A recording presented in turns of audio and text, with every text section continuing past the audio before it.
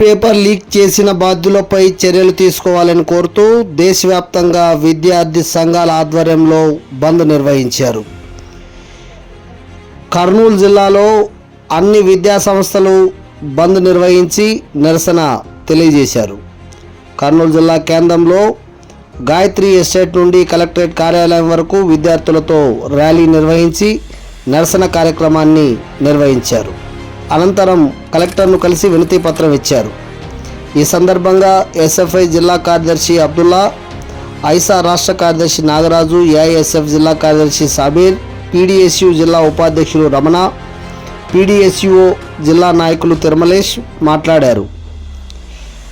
దేశవ్యాప్తంగా neat paper leak జరిగిందని విద్యార్థులు, వారి తల్లిదండ్రులు, మేధావులు, ప్రజా సంఘాల నాయకులు రోడ్ల మీదకు వచ్చి ఆందోళన కార్యక్రమాలు చేస్తుంటే కేంద్ర ప్రభుత్వం మాత్రం చాలా మౌనంగా పట్టినట్లు ఉండడం విద్యార్థుల భవిష్యత్తును అంధకారంలోకి నెట్టివేయడమేనన్నారు. నీట్ పరీక్షను రద్దు చేసి మళ్ళీ తిరిగి నిర్వహించాలని, నీట్ పరీక్ష రాసిన విద్యార్థులకు కేంద్ర ప్రభుత్వం నష్టపరిహారం ఇవ్వాలని, అక్రమాలకు కేర్ ఆఫ్ అడ్రస్గా ఉన్న ఎన్టీఏ సంస్థను రద్దు చేయాలని వారు కోరారు. నీట్ పేపర్ లీకేజ్కు బాధ్యత వహిస్తూ కేంద్ర విద్యాశాఖ మంత్రి ధర్మేంద్ర ప్రధాన్ రాజీనామా చేయాలని డిమాండ్ చేశారు. నీట్ పరీక్ష నిర్వహణ రాష్ట్ర ప్రభుత్వాలకే అప్పగించాలని, దేశవ్యాప్తంగా అన్ని రాజకీయ పార్టీలు, ప్రధానంగా ప్రతిపక్ష పార్టీలు పార్లమెంట్లో చర్చ జరగాలని అడుగుతుంటే ప్రతిపక్షాల గొంతును హరిస్తున్నారన్నారు.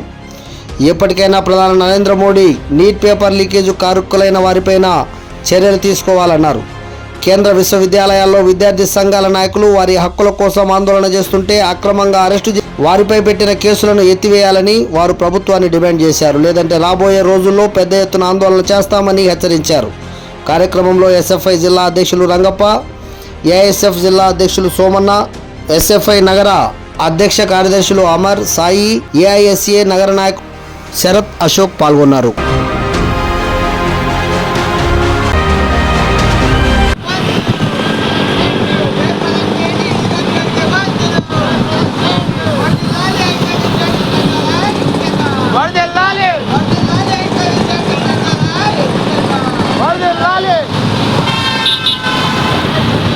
అందరూ కూడా ఈరోజు అందరి ఇంటికి వెళ్ళి ఈ బంద్లో పాల్గొనాల్సి మీ అందరికి విజ్ఞప్తి చేస్తున్నాను.